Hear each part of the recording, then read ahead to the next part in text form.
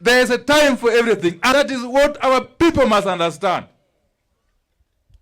Nobody has stopped you who is outside the cabinet, from criticizing the government. You can continue criticizing it until the cows come back home. And do it properly.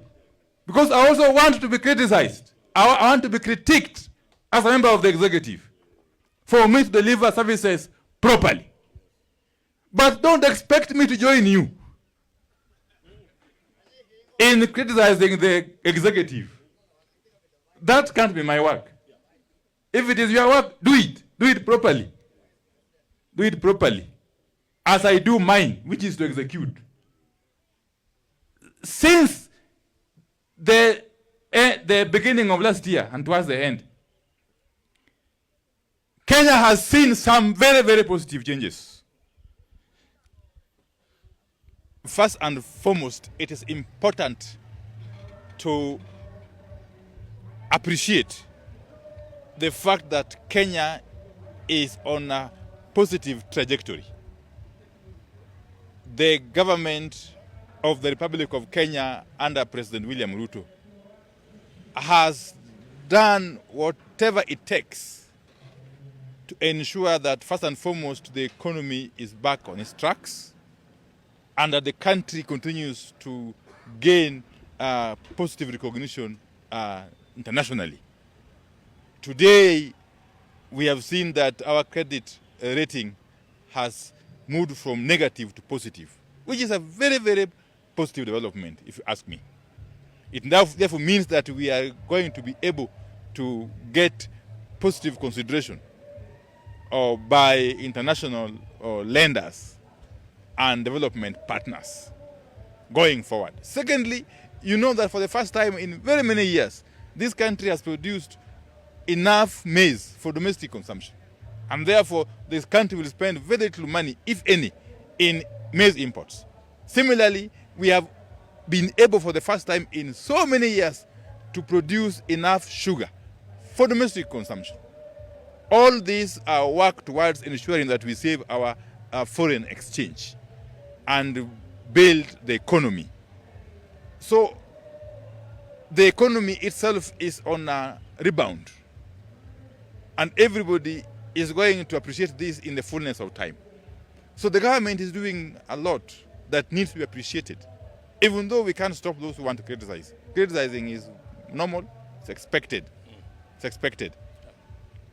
And in fact, it's the work of the parliament, both National Assembly and Senate, to oversight the government, oversight the executive. Okay? That is the work of the National Assembly and the Senate. In the same manner, it is the work of the county assemblies to oversight county executives.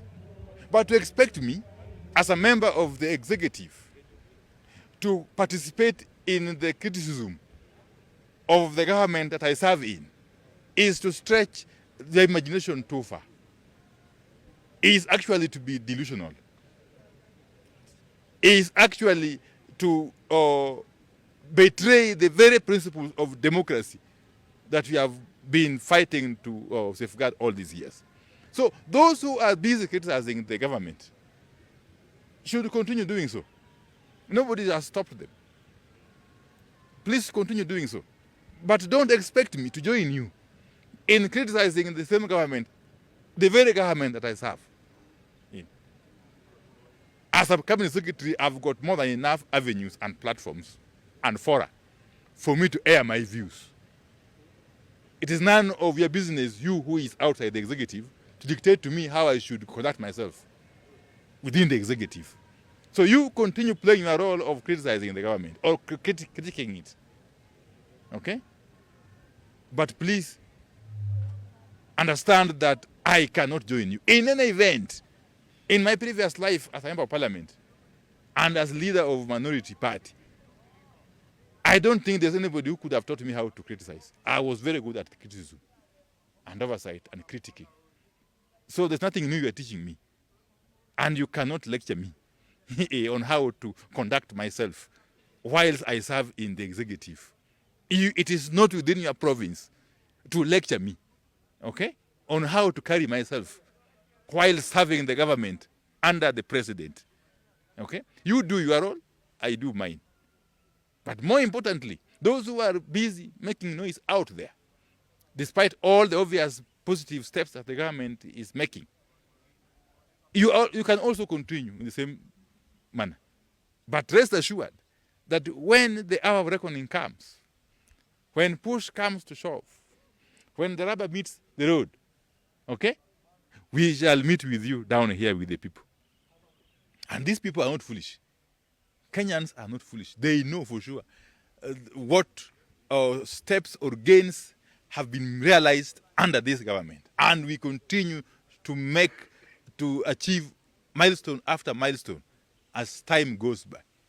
So those who are out there stamping, crowing, and doing all sorts of proclamations are dancing themselves lame before the real dance begins. The matter of next elections will come, and we shall deal with it, okay, in the best way we know, okay? Yeah. And Kenyans ni wale wale. Kenyans ni wale wale. Yeah. Na watajua vile watafanya. And they will appreciate, I can tell you. Yes. When the chips are down, Kenyans will understand and they differentiate between noisemakers and doers. I can assure you that we are doers as the government of the Republic of Kenya. Asanteni sana.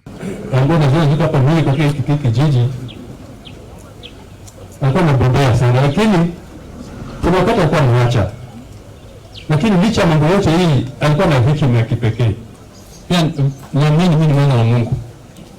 Pia tumesimama hapa na kemea roho yote ya kifo katika jina la Yesu Kristo. Mambo ya Mungu katika Isaya 20:19 inasema dunia sana.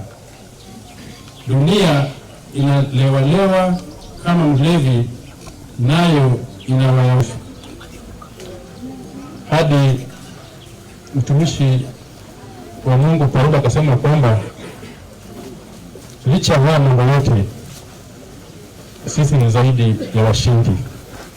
Kuna wengine kutoka close na wengine zaidi tu vile Mungu amedesign.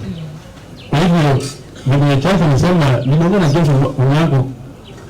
Kwa ndugu yangu James, kuna vitu vingi nilijifunza kwake. Na vitu vingi pia nilijifunza kwangu. Lakini just to crown it all, alikuwa mtu andangu wengine tu. Na mimi am soft. Niliomba hivyo Bwana sifiwe. Niliomba being soft and cool na kitu kama hiyo. That's the attribute of God. Kama bouncer wangu Bwana sifiwe. Na mimi nimekuwa kama bouncer wake. Lakini nimefikiria kwamba wote walikuwa na changamoto, lakini walikuwa hapa hivi. That day tutakuwa na graduate. They were sacrifice this time. After sacrifice these resources, tujue kwamba alikuwa hustler. Lakini amesomesha mtoto wake. Alikuwa fundi kwa kwamba jua kali, akipata kazi anapata kidogo watoto wanasoma. So alikuwa anapenda familia. Yesu alifanya shopping. Ndio hizo mnasi nyingi sana kutoka hapa. Na hizo vitu vya Mombasa hizo sijui zilikuwa nini. Tunakwenda msi. Ilikuwa mtu wangu kutoka kitu kingine. Hata ni wao kama hizo. Wao walikuwa kama vile sangana. It's a straight objective. When I need to be this moment, three of them.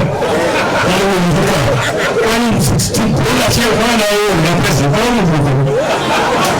Playing national. Only national from the home. You can put both of them.